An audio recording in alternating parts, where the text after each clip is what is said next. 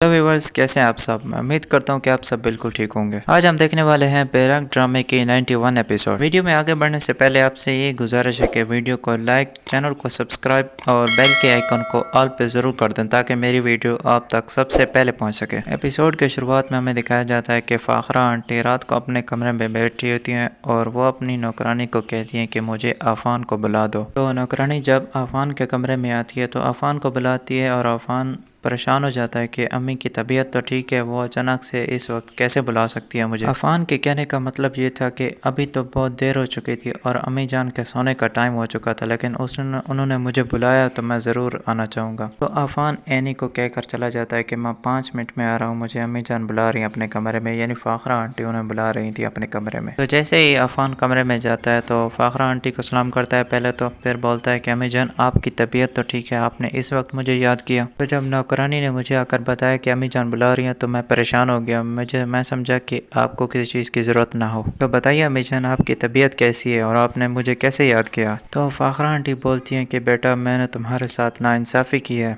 तुम्हारे 2 बड़े भाई थे, मैंने उनको हमेशा ही सर पर रखा है। तुम्हें कुछ भी नहीं देती थी और तुम्हारा कहा भी नहीं मानती थी, लेकिन तुम सबसे ज़्यादा मेहनती हो और बेटा मैं तुमसे माफ़ी मांगना चाहती हूँ। पता नहीं कि मैं अच्छी माँ बन पाई हूँ कि ना नहीं बन पाई हूँ, लेकिन मैंने तुम्हें हमेशा ही तवज्जो नहीं दी है। मैंने अपने बड़ों बेटों को तवज्जो दी है और आज वो मेरे पास हैं भी नहीं।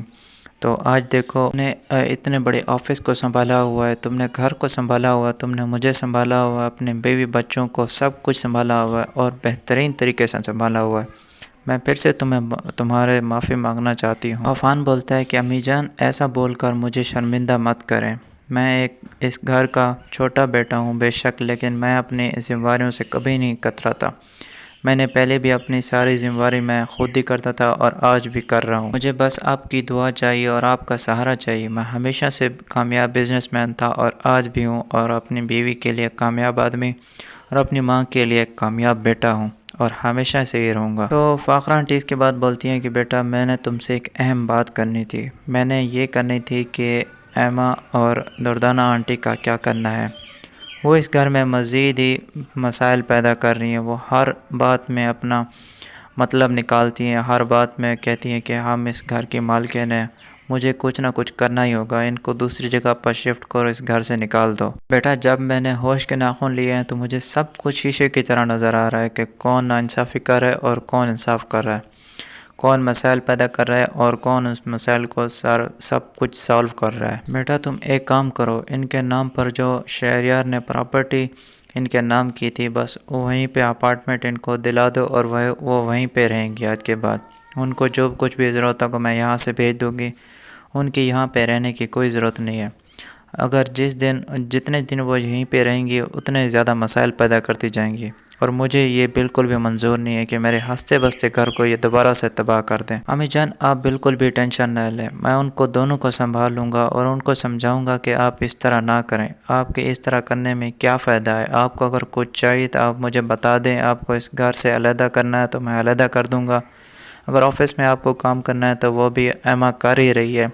और दुर्दाना आंटी को कहूँगा कि आपको अगर किसी चीज़ से मसला है तो बता दें। अम्मी जान अभी उनको एक मौका देकर देखते हैं, अभी उनको माफ़ कर दें। मैं उनको समझाने की कोशिश करता हूँ, अगर वो ना समझी तो हमें मजबूरन ये कदम उठाना ही पड़ेगा, वरना उन्होंने हमारे साथ इस घर में सारी ज़िंदगी गुजारी है।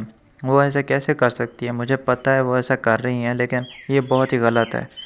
मैं उनको समझाने की कोशिश करूँगा, अगर वो समझ आई तो ठीक है, वरना मैं उनको अलग ही शिफ्ट कर दूँगा। और सीन शिफ्ट होता है और हमें दिखाया जाता है कि एमा और दुर्दाना आंटी एक दूसरे के साथ कमरे में बैठे होते हैं और एमा बोलती है कि अब मुझे आफ़ान हर हाल में चाहिए। अम्मी जान आपको नहीं पता, ये मेरी ज़िद बन चुकी है और मैं ज़िद के बाद कुछ भी करने के लिए तैयार हो जाती हूँ। मुझे सबसे पहले एनी का गरूर तोड़ना है, क्योंकि एनी हर बात में ये कहती है कि अफ़ान मेरे अलावा किसी को मुंह में नहीं लगाता। शादी करना तो दूर की बात, वो तुमसे बात करना भी गवारा नहीं समझता। अम्मी जान शहरियार मेरी शुरू से ही पसंद था, मैं शहरियार को बहुत ही पसंद करती थी। वो तो मेरी मजबूरी में शादी हो गई शहरियार के साथ, तो इसमें मेरा क्या कसूर है। मैं तो शुरू ही से अफ़ान को चाहती थी, मैं तो शुरू ही से अफ़ान को पसंद ही करती थी और मैं अफ़ान से ही शादी करना चाहती थी। वो तो बीच में एनी आ गई और ऐसा ही माहौल बन गया कि एनी ने उससे शादी कर ली اب وہ اینی کے سوا کسی کو دیکھتا تک بھی نہیں ہے۔ ایسا تو اینی نے کچھ کیا ہے کہ وہ مجھ سے بات کرنا تک گوارا نہیں سمجھتا۔ وہ اینی کے پیچھے ہی بس پڑا رہتا ہے سارا دن، اس کے خیال میں، اس کے ساتھ۔ دردانہ آنٹی بولتی ہیں کہ بیٹا جو کچھ کرنا ہے کر لو، لیکن عفان تمہیں کبھی نہیں مل سکتا، کیونکہ وہ تم سے بات کرنا تو دور کی بات، تمہیں دیکھنا بھی پسند نہیں کرتا۔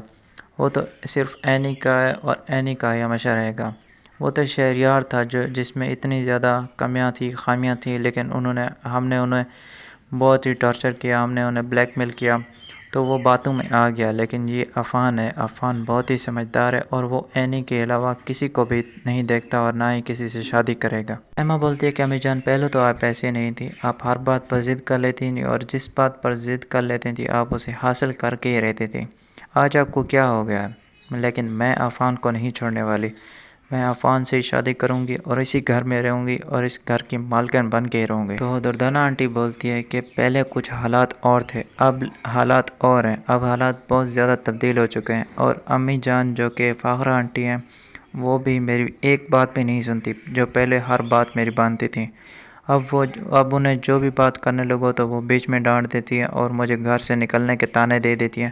تو میں جاؤں تو جاؤں کہاں؟ ایک لفظ بھی نہیں بول سکتی، اپنے اسی گھر میں ایک لفظ کہنے کو بھی گوارا نہیں کرتی کچھ۔ دردانہ آنٹی بولتی ہیں کہ بیٹا میری بات مانو، اگر تمہیں اس گھر میں رہنا ہے تو تمہیں چپ چاپ اس گھر میں رہنا پڑے گا۔ اگر تم نے کوئی بھی ہوشیاری کی تو اس بار فاخرہ آنٹی ہمیں گھر سے نکال کے ہی چھوڑیں گی۔ اور سین شفٹ ہوتا ہے اور ہمیں دکھایا جاتا ہے کہ ایمل بار بار کال کر کے اینی کو یہ بتا رہی تھی کہ ایما اب بہت چالاک ہو گئی ہے، وہ اب عفان کے پیچھے لگ گئی ہے، تو تمہیں عفان کا بہت ہی زیادہ خیال کرنا ہوگا، تمہیں عفان کو ایما کے ساتھ دور ہی رہنا ہوگا، کیونکہ میری بھی پسند کی شادی تھی، مجھے بھی شہریار بہت پسند تھا اور وہ بھی مجھے بہت ہی پسند کرتا تھا، لیکن ایک چھوٹی سی بات پہ انہوں نے